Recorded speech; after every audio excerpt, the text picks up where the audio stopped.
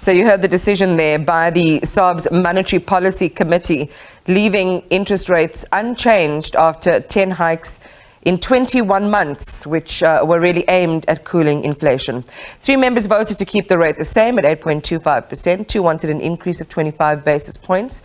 Again, as you heard, their prime lending rate remaining at 11.75%. And earlier we discussed this decision with Professor Adrian Saville, Professor of Economics, Finance, what is happening? Finance and Strategy at GIBS. Inflation is a trailing a series of outcomes, and so what we're doing now will determine tomorrow or future inflation. It seems to be against the backdrop of taming global and domestic inflation that central banks around the world are taking a more relaxed stance. A number of the banks have gone on pause, and truth be told, until as recently as yesterday, my suspicion was that the MPC would actually hike today. But then yesterday, very encouraging inflation numbers were released, and with the release of those inflation numbers, that caused me and the forward rate agreements to change their mind, and so the outcome today, the decision of to go on hold, was a split decision, 3 versus 2,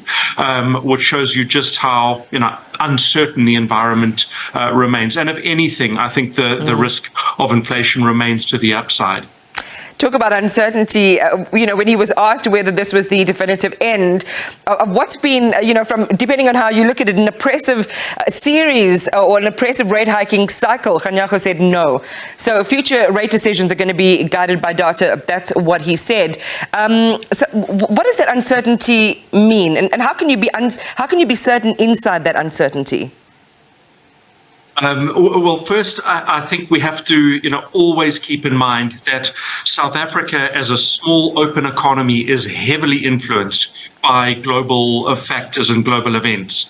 And to this end, then, we need to keep our eyes very closely on what the Fed does. My suspicion is that the Fed will hike at least one more time over the course of 2023. That, too, remains data dependent. But if my suspicion that inflation is not done, then there's an exceptionally good chance that the Fed will resume its hiking series. If that's the case, then the pause that we've seen from the South African Reserve Bank will be exactly that. It'll be a pause before another hike. But whether it's 25 still left in the chamber, that's debatable. What I think is less debatable is that as things stand, we are at the top, if not very close to the top of the current interest rate cycle. So that there's a clearer line of sight in both interest rates and inflation now than we had 6 or 12 months ago. Where line of sight is particularly blurry is in terms of economic growth, where it remains overwhelmingly a guessing game as to whether the US and other large economies go into recession. Even though we have bumped up our forecast for GDP growth from 0.3 to 0.5%, as you say, we've got to look beyond South Africa's borders to see what's happening, in economies like the US, to see what trend, we might be moving in. I also think it's really interesting when you say we've got another 25 left in the chamber, because a lot of us, feel like we have a gun to our heads. We've got so much planning to do and just trying to survive in this economy. We're breathing for now, but it might not last for long. Yes, there's a cost of living crisis, as it's been labeled in some parts of the world, is not new or novel. That in South African circumstances, households, consumers, individuals have been under growing pressure for a very, very long time. Aspects of this are structural. South Africa's very gross skewed inequality, the exceptionally elevated unemployment, but that against a backdrop of anemic economic growth, and then inflation, in particular inflation in parts of the consumer basket that are prolific or prevalent in low-income households. Yeah. Food, is a particular case in point, and food inflation remains double-digit.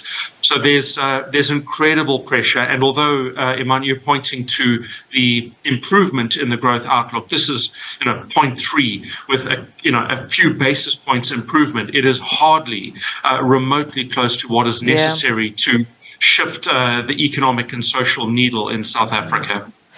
Do you think, and I'm giving you a challenge now, Prof. Saville, do you think you can, in 30 seconds, really simplify and give us an easy way to understand inflation?